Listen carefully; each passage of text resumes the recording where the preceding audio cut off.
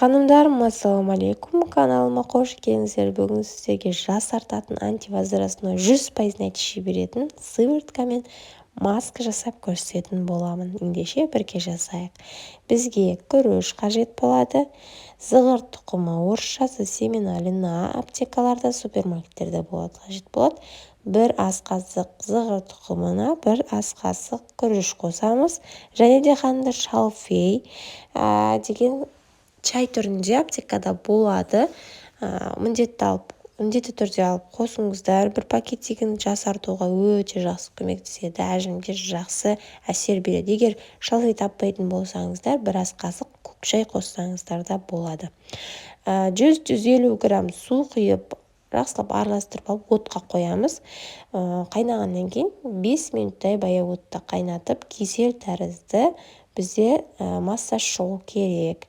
Одан кейін суытып алып, екіге бөліп, марляның көмегімен өткізіп аламыз. Бірақ ханымдар, марляңызды өткізетін 3-4 қабаттап алған дұрыс екен. Мен 2 қабаттап алғаннен бірінші сыққан кезімде кішкене өтіп кетті. Сондай жағдай болмас үшін 2-3-4 қайтара марляларыңызды қалыңдатып алыңыздар. Енді қазір біз сыворотка жасаймыз, ханымдар. Мен бұл сыворотканы уже қолданып көріп, өзім таңғалдым. Бетім кәдімгідей бұл сыворотканы қолданғаннан кейін сәбидің терісіндей болып қалады. Мына сығып жатып қолыма тиді ғой, соның өзін жуып болам дегенше, менің қолымды кәдімгідей жұмсартып, керемет етіп қойды. Енді бұл сыворотканы күнде қолданатын болсаңыздар, иншалла нәтижесін міндетті түрде көретін боласыздар. Сыворотка жасау үшін бізге витамин Е керек болады. Әдеттегідей витамин Е жасарудың ең керемет, былайша айтқанда, дәрумені ғой. Бізге бір капсуладай керек болады. Бір капсула қосамыз витамин Е. Одан кейін ханымдар, мен сіздерге алдыңғы видеоларда айтқан бадам майы. Витаминдерге өте бай, беттің біраз мәселесін шешіп беретін, қолға да, бетке де, көздің айналасына да жағуға болатын таптырмас керемет майды бір 10 тамшыдай қосамыз. Жақсылап араластырып аламыз. Осымен біздің сывороткамыз дайын. Сыворотканы жағуға ыңғайлы болатын ыдысымызға құйып аламыз. Толтырып құйып аламыз. Одан кейін біз қазір екінші масканы жасап көрсететін боламын. Бұл сыворотканы ханымдар күнде жағамыз, түнде бір аптаға холодильникте сақтауға болады. Енді қазір масканы жасаймыз. Екінші бөлігін осылай сығып аламыз. Бұдан енді кішкене сывороткамызға толтырып аламыз, өйткені маска көп болып кетсе, оны көп сақтай алмаймыз ғой. Сол үшін сывороткамыздың ыдысын осылай толтырып аламыз.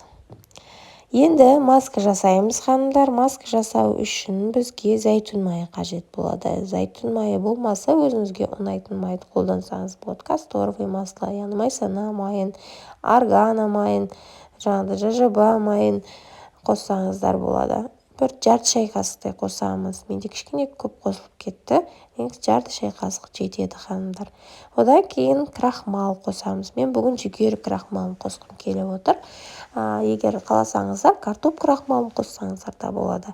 Бір жарты шай қасықтай қосып, араластырып аламыз. Біздің маскамыз дайын. Бұл масканы бетке жағып, жарты сағаттай ұстап, жуып тастаймыз.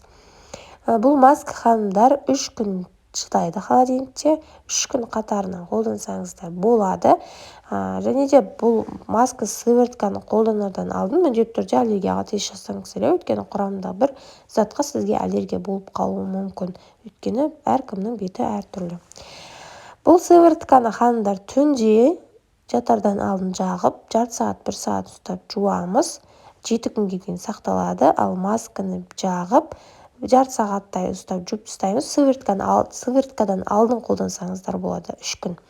3 күннен кейін оны 1 айдай дем аламыз. Ал сыворотканы 7 күн қолданғаннан кейін тағы да жасап, бір 14 күнге жеткізсеңіздер болады.